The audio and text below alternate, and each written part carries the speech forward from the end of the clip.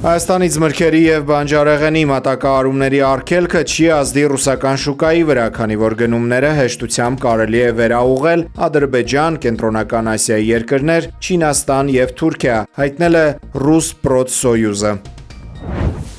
Մայիսի 30-ից Ռուսաստանը ժամանակավորապես կսահմանափակի Հայաստանից թարմ լոլիկի, վարունգի, պղպեղի, կանաչ բանջարեղենի և ելակի ներմուծումը խախտումների թվի աճի պատճառով, հայտնել է Ռոստել Խոսնաձորը։ Ռուսական կողմը նշել է, որ սահմանափակումները ուժի մեջ կմնան մինչև առաքվող ապրանքների անվտանգությունն ապահովելու համար համապատասխան արձանագրություն կմշակվի։ Կառույցը պնդել է, որ Հայաստանի իրավասու մարմինը չի ձեռնարկել համապատասխան միջոցներ նախկինում հայտնաբերված խախտումների ուղղությամբ։ Նշվել է, որ Ռոստել Խոսնաձորը հայկական ձեռնարկություններում ստուգում է անցկացրել, ինչի արդյունքում հայտնաբերվել են մի շարք խախտումներ։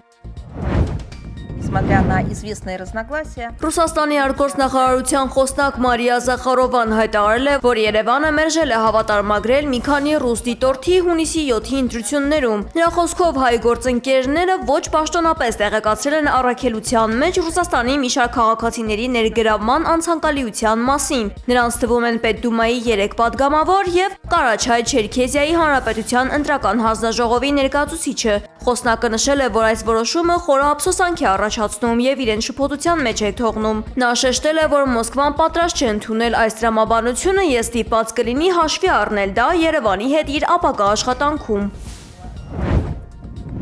Ռազմական ավիացիան Երևանի երկինքը ներկել է Հայաստանի դրոշի գույներով։ Նվագախմբի և Պատվո պահակախմբի կատարումները ամփոփել են տոնական միջոցառումը։ Մայիսի 28-ին Հանրապետության հրապարակում կայացած զինվորական շքերթի ժամանակ ռազմական տեխնիկայի ցուցադրությունից հետո երկնքում հայտնվել են ռուսական արտադրության Mi-17V5 ուղղաթիռներն ու Su-30SM բազմաֆունկցիոնալ կործանիչները։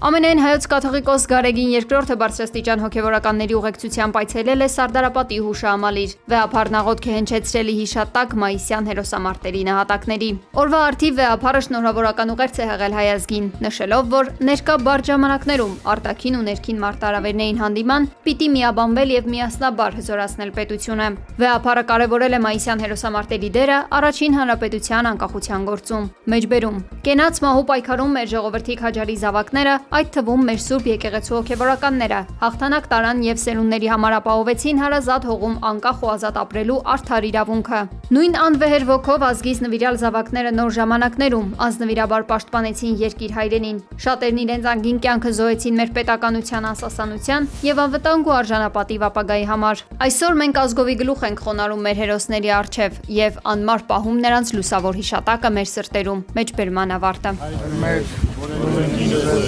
Սուրբ Երեսիան քո, Եկեսիա կայություն քո, Եղիսին կամ քո, որպես երկինս և երկրի, ըսած մեր հանապազոր, դուր մեզ այսօր, և թող մեզ սպարտիս մեր, որպես և մեկ թողունք մերոց սպարտապանած, և մի տաներս մեզ իպորդություն, այլ պրգյազ մեզ իչար է, զիքոյի արքայություն և զորություն և պարք հավիտյանս, ամեն։ Ռուսական ԱԹՍ-ն ընկել է Ռումինիայի Գալաց քաղաքի բնակելի շենքերից մեկի վրա։ 2 մարդ վիրավորվել է, իսկ մոտ 70-ը տարհանվել, հայտնել է երկրի պաշտպանության նախարարությունը։ Հաղորդվում է, որ անօդաչու թռչող սարքը թռել է Ռումինիայի օդային տարածք Ուկրաինայի վրա հարձակման ժամանակ։ Ֆետեշտիի ավիաբազայից 2 F-16 կործանիչներ գիշերը օդ են բարձրացել այն որսալու համար։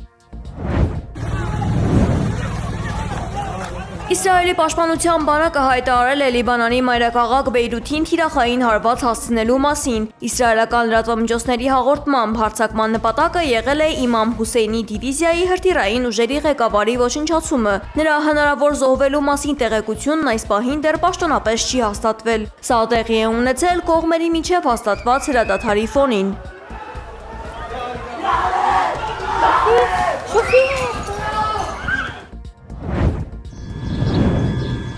Իսլամական հեղափոխության պահապանների կորպուսը հարվածել է Քուվեյթում գտնվող ամերիկյան ավիաբազային, որպես պատասխան իրանական Բենդեր Աբբաս քաղաքի վրա կատարված հարձակման։ Քուվեյթի բանակը հաստատել է, որ իր հոբ համակարգերը հաջողությամբ որսացել են հրթիռներն ու անօդաչու սարքերը։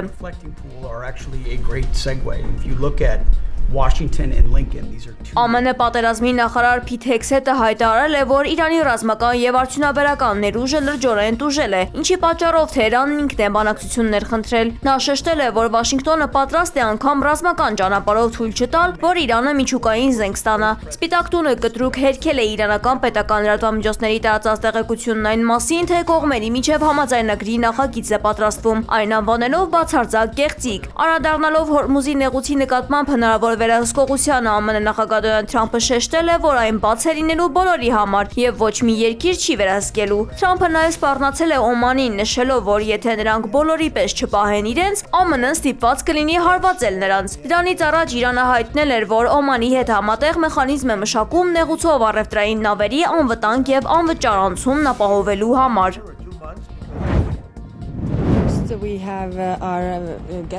Ուկրաինայի հարցով բանակցությունների մեկնարկի դեպքում Եվրամիությունը Ռուսաստանից պահանջելու է զինված ուժերի սահմանափակում, հայտարարել է Եվրամիության դիվանագիտական ծառայության ղեկավարը Կայա Կալասը։ Ըստ նրա, եթե ռազմական սահմանափակումներ են կիրառվել Ուկրաինայի նկատմամբ, նույնպիսի զիջումներ պետք է արվեն նաև ռուսական կողմից։ Բացի այդ, միությունը պահանջելու է ռուսական զորքերի դուրսբերում Մոլդովայից եւ Վրաստանից։ Այս ֆոնին Եվրամիությունն առայժմ նպատակահարմար չի համարում հակամարտության ավարտի շուրջ բանակցությունների համար հատուկ ներկայացուցիչ նշանակել, թե Կալասը թե միության անդամ առաջատար երկրները գտնում են, որ նախև առաջ պետք է ներքին համաձայնության գալ, թե կոնկրետ ինչ են քննարկելու Մոսկվայի հետ։ Կրեմլի խոսնակ Դմիտրի Պեսկովը նշել է, որ Եվրամիությունից բանակցությունների վերաբերյալ որևէ իրական առաջարկ կամ նախաձեռնություն Ռուսաստանը դեռ չի ստացել, թեև Եվրոպայում փնտրում են հնարավոր բանագնացների։